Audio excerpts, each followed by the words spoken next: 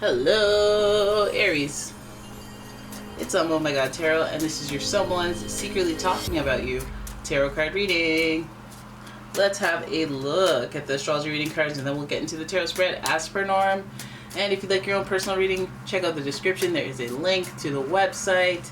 And yeah, here's your first card. Okay, Aries, look at you. Look at you. Okay, sorry, gotta turn that off there. So Scorpio is the energy that is coming forth with this person. This person, okay, listen, Scorpios are multifaceted, by the way. This energy is intense, masterful, thoughtful, and magnetically charming, but also secretive and possessive.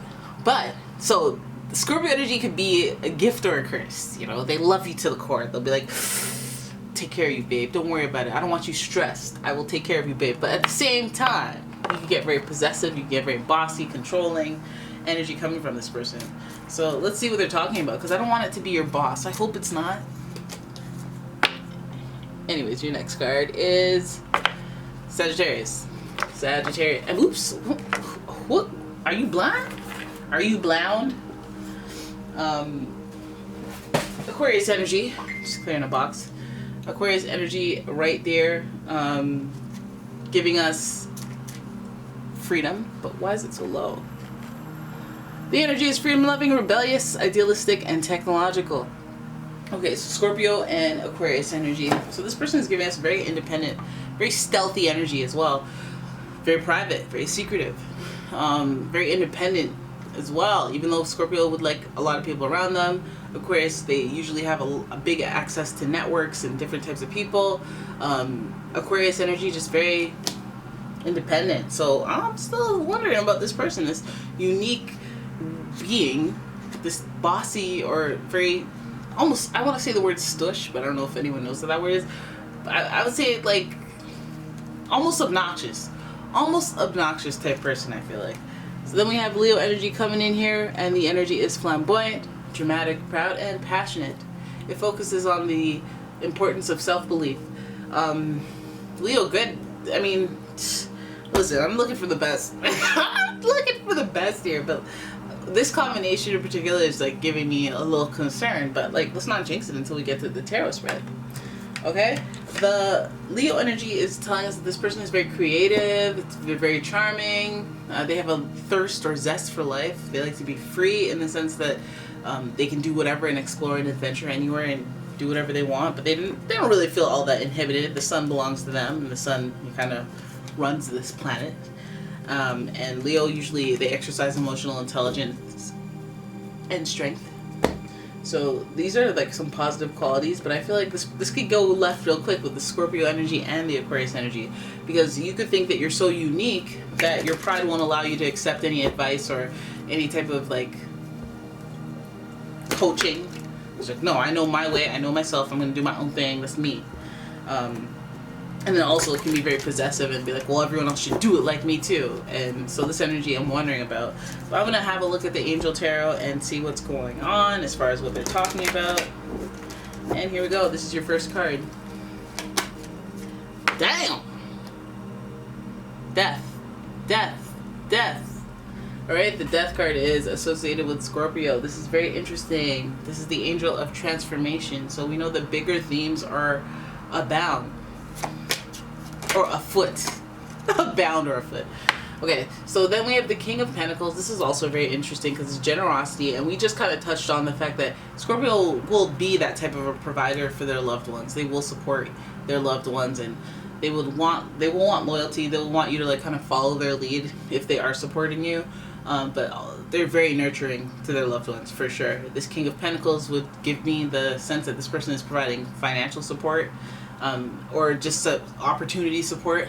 This person may be like a boss, or you know, older sibling, or aunt, uncle. It could be a parent for sure, but I feel like there's some sort of catch to this, like a single parent or something, where they've stepped up to the occasion, or they've risen to the challenge and made themselves responsible for someone else.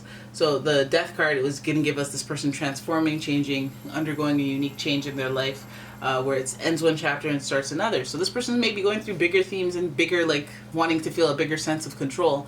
They might be constricting a little bit, just like pulling things in closer and rougher and there's no finesse in it. Like, hey, what are we? Are we going on a date or not? It's like, you know, if you asked nicely and if you just changed your whole vibe, it would have been a yes. Because like this, but now, ick. The King of Pentacles, it does show that there's generosity as far as like their time, their effort, and their resources. Then we have the Queen of Swords. I feel like the king is looking right at, I feel, in what is, in my humble opinion, archetype of you, which would show independence, but also just somebody who's not willing to just put up with someone telling them what to do. I've been out here on these streets as well. So this person might have that energy to them as well, but I feel like this is what they're facing. The type of energy they're facing is someone who is strong and independent and somebody who is experienced. And so when they would just like it easy and just to deal with somebody who, they don't know their way around, they need my guidance and support, let me just tell them what to do.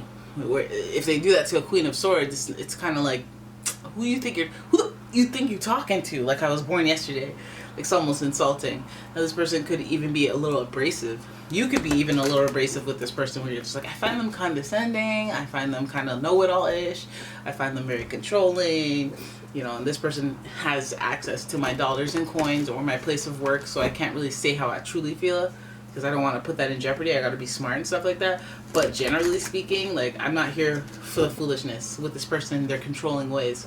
The Queen of Swords as a depiction of what this person is kind of like, it's like they have been through stuff before. They've been, I guess, lied to, whatever their field is. If it's your coworker, if it's your boss, your superior, this person has dealt with employees like you. You know, or, you know, if you're a valuable employee, they know how to deal with you. So it's always a good thing. But I feel like there's an ending in sight. There's something that they're trying to put a stop to. And let's hope it's not about you. Because, listen, they want to put a stop to something. They want to end something. I'm out here hoping that they're going to terminate their own employment. And you love them. You're so loyal to them that you're just taken by surprise. Because if they're, I want them to terminate yours. I feel like this King and Queen energy, it might be like two people butting heads about a decision over you when it comes to work. That might be the case, but I also feel like it could be the archetype of you if you have somebody kind of heading towards you with that bossy bull. You're like about to put your foot down and be like, I'm not here for that foolishness. Don't even try it. So then we have the Page of Pentacles, luck. We have also a person who's a researcher of opportunity, looking for opportunity. So it's almost like when somebody sees that you're in need of an opportunity and they try to tell you, take advantage of it, or tell you like, all right, but hey, it doesn't pay much, but we'll talk about that later. We'll work that out later. Some foolishness like that. What you can do is start working right now, today, okay? And then later on they tell you you're making 50 cents an hour after you've worked 48 hours. Yeah, right. Yeah, right.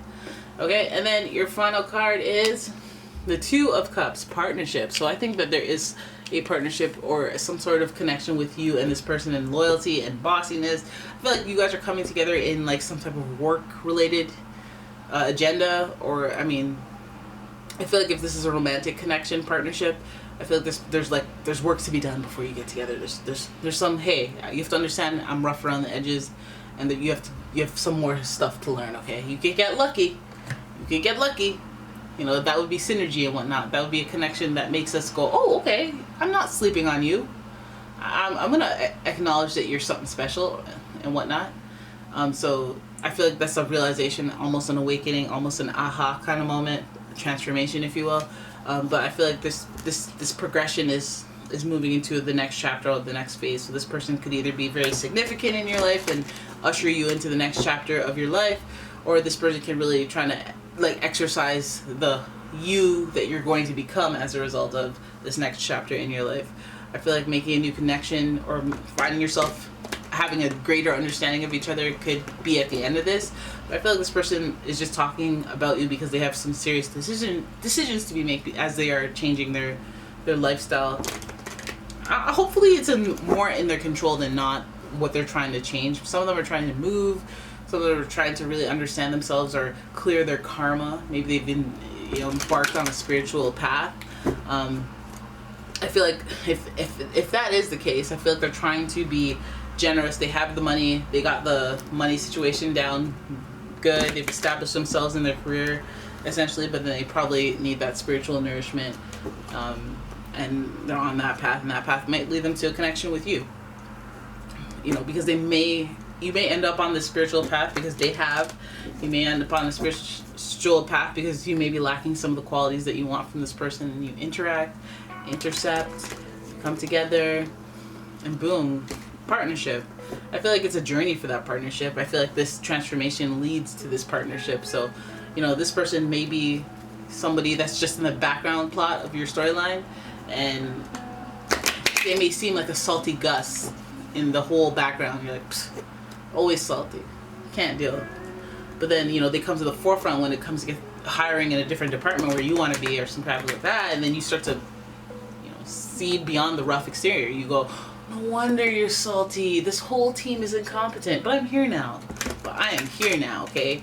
And we're gonna look into this stuff, and you're just lucky I applied, damn it. And, you know, you and I are gonna be a tag team. It's an epic story, but, you know, what strain of that story is happening with you? Where is it where the hero comes in, they're trying to make changes, and they feel like they want you in there, or they cross paths with you, and then they realize something that they didn't know before about you, a unique circumstance, a networking circumstances where they kind of interact with you and maybe shift their opinion if they had one on you. But it feels like after this transformation, after them doing what they do, talking about you and having these conversations with superiors or people who matter, queens and kings, and doing their research, I feel like they do ultimately partner. Now, some of you guys are trying to change. Some of you guys are trying to change. This card flew out just now, actually.